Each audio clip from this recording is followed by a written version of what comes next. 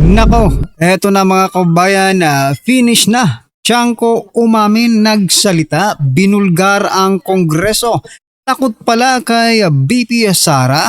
Lahat nataranta na.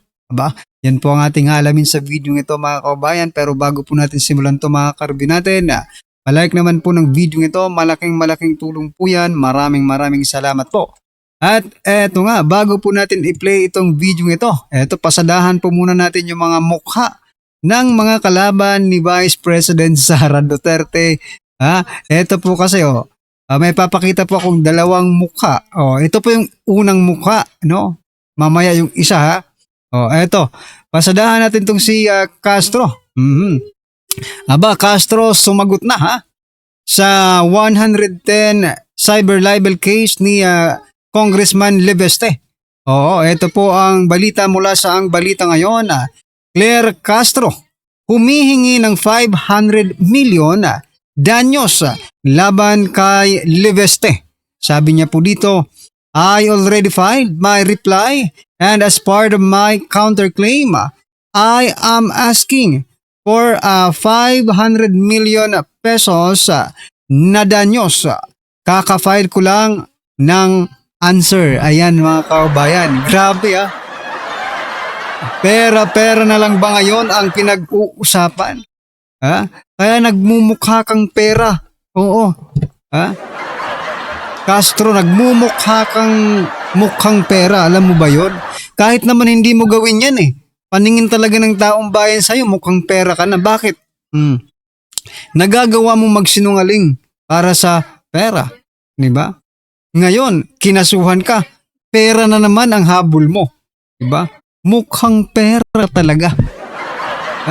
Isipin mo yun, nakataya na ang lahat-lahat. Nakataya na ang dignidad. Yung prinsipyo mo bilang isang tao.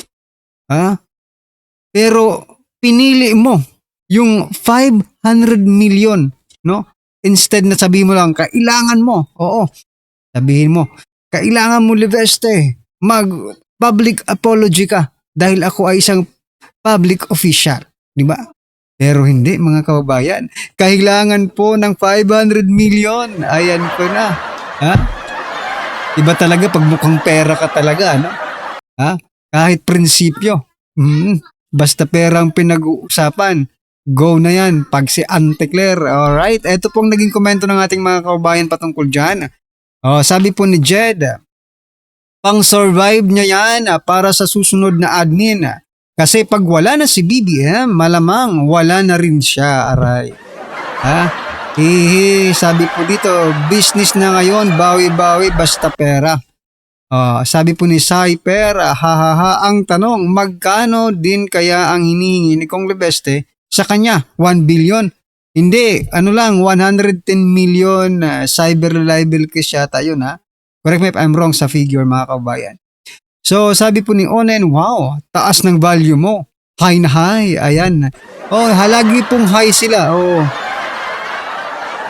Ito pa, sabi po dito ni Semen Agustin, parang sinabi na kapag siniraan mo ang isang tao at nagdemanda ito, ay sisingalin niya ng danyos ang isang marites. Kapag humarap ang isang marites sa nagdemanda sa kanya, doon siya naman ang magdedemanda at hihingi ng danyos na mas malaki. Magandang negosyo ata yung ganito, aray ko po. Sa may mga pera, sa mga mukhang pera at may mga pera, eto talaga ang negosyo. Paano pala kung hindi pa rin sila magkaintindihan, no? Hindi pa rin matapos yung kaso. Tapos kaso. Aba, aabot siya. Magkano kaya hanggang saan kaya aabot ang isang kaso na hindi magkaintindihan, mga kababayan?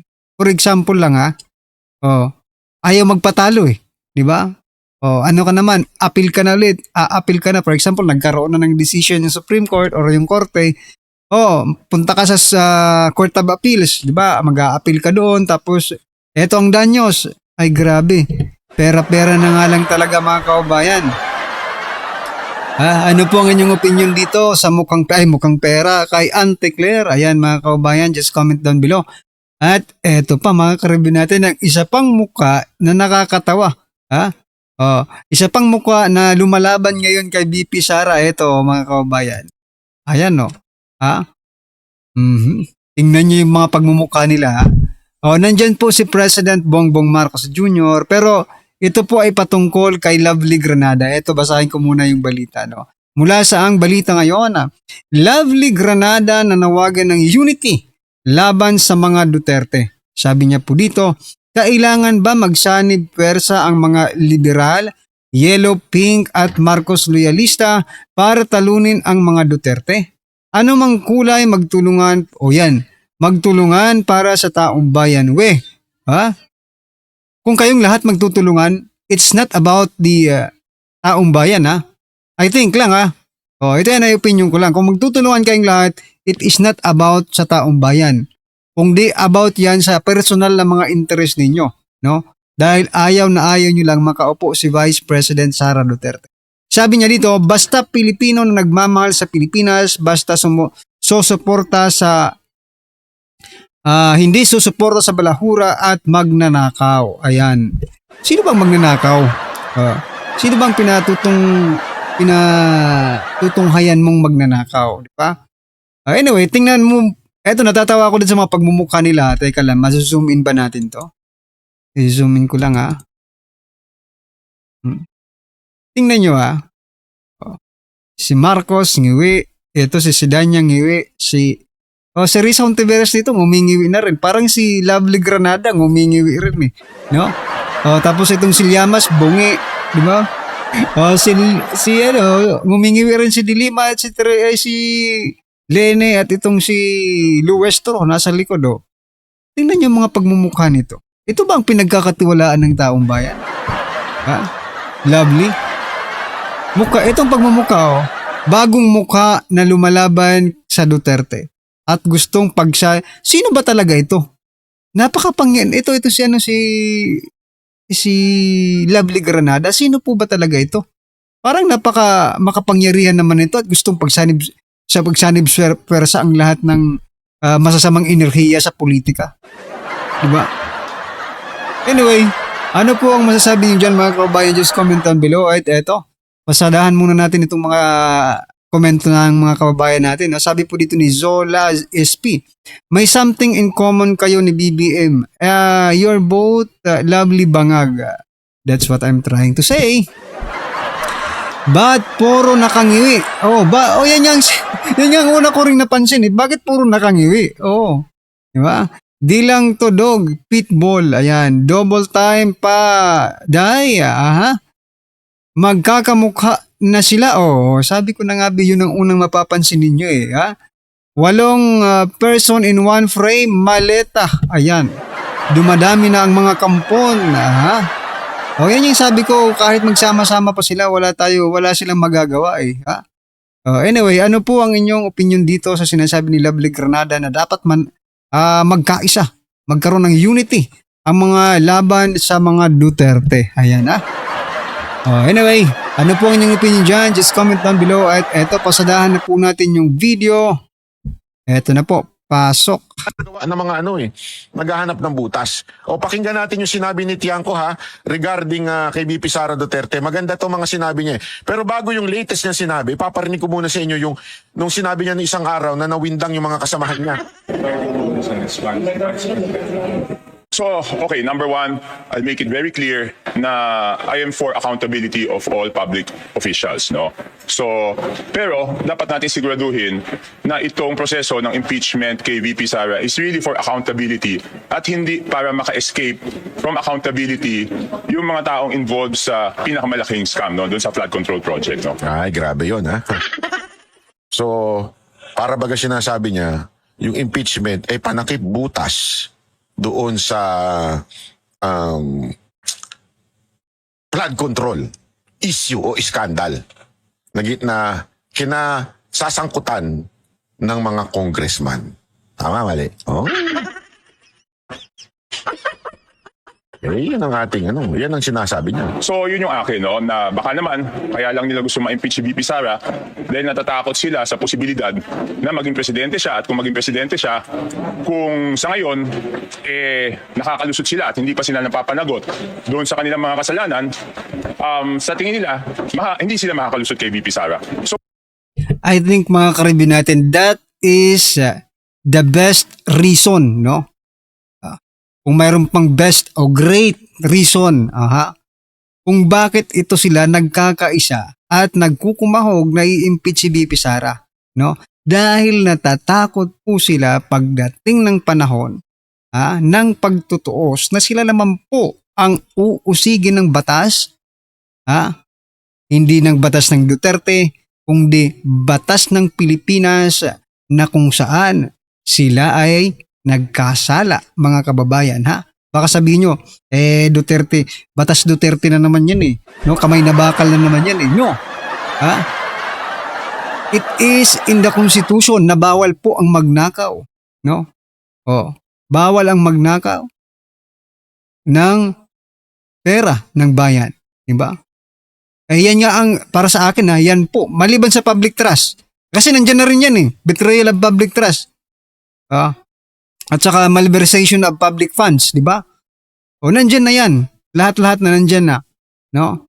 Bilang opisyal, pinagkatiwalaan ka ng taong bayan para gamitin sa tamang paggamit ang pondo ng bayan na pinaghirapan po ng lahat ng Pilipino.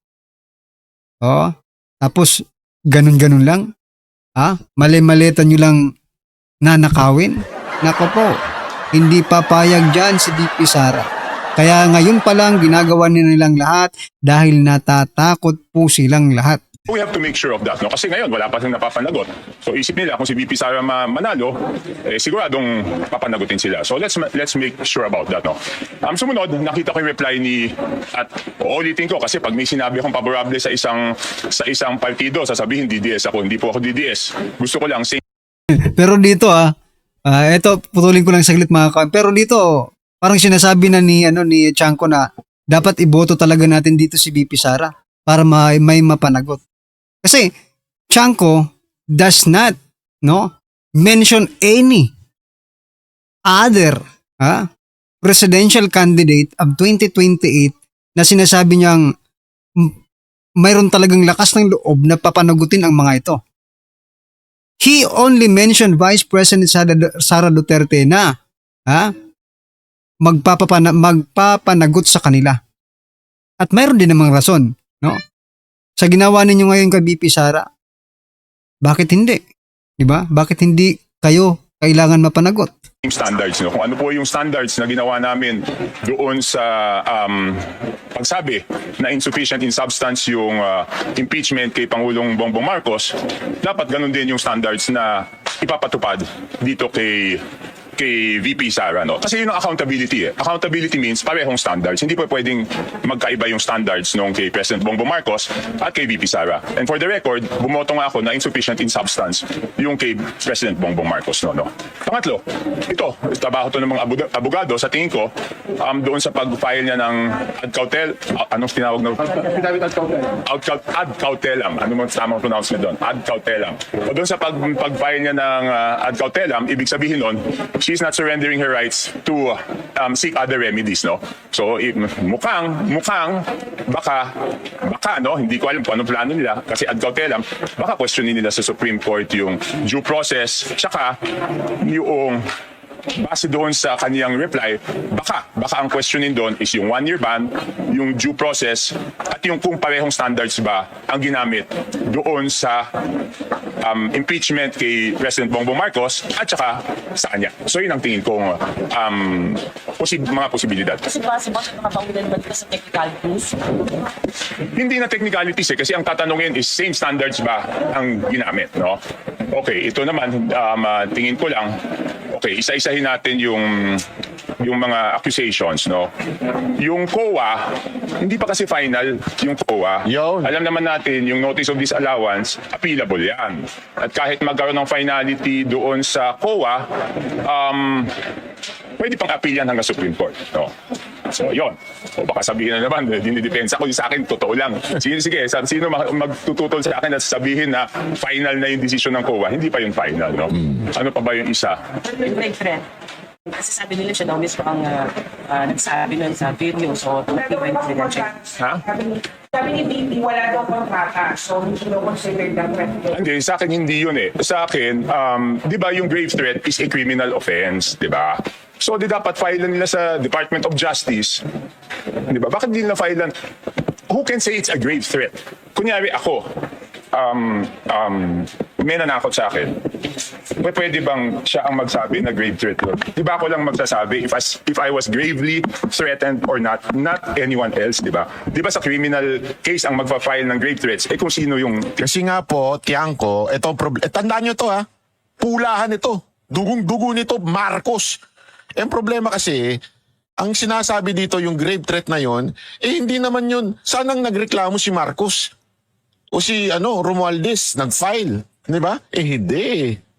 Oh. Wala nga. Takot. Di dapat kung sino yung tinakot, sila yung nag-file ng grave threats. Tsaka para sa akin sa DOJ yan eh. Because sasabihin lang, ano yan, saan ba tatama yung grave threats? So ibig sabihin, betrayal of public trust? But more than the betrayal of public trust, the grave threats is a criminal offense, di ba? Bakit hindi siya panagutin criminally for that offense? Hindi, walang immunity. Ang may immunity from suit, yun na nga, buti sinabi mo, Bernard.